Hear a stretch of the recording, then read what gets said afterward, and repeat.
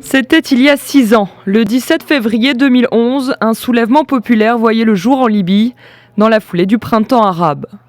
Rapidement, la révolte s'est mue en conflit meurtrier et a conduit à la chute du régime de Mouammar Kadhafi et à sa mort 8 mois plus tard. Aujourd'hui, les célébrations de cet anniversaire ont un goût amer, car le pays est toujours dans l'impasse et fait face à une crise de transition qui n'en finit pas. La guerre civile se poursuit, l'économie nationale est en berne et l'insécurité atteint des niveaux records. Les autorités, paralysées par les luttes d'influence entre tribus, sont incapables d'assurer les services de base. Dans la capitale comme ailleurs, la vie quotidienne est devenue une épreuve avec des pénuries d'électricité, de carburant et d'eau, la crise des liquidités et la dévaluation sans précédent de la monnaie.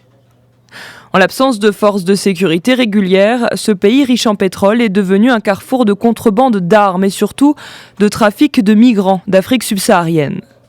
Profitant du chaos, les combattants de Daesh ont fait de l'immense territoire libyen un de leurs repères, même s'ils ont perdu en décembre dernier leur bastion de Sirte.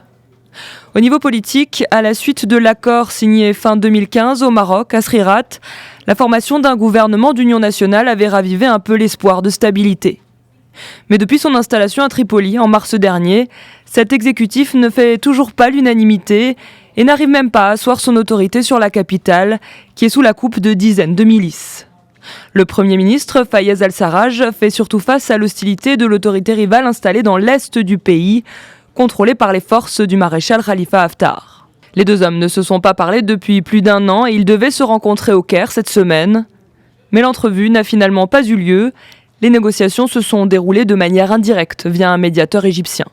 En tout cas pour les experts, il est urgent de rétablir l'économie, car le risque d'une nouvelle détérioration est bien réel.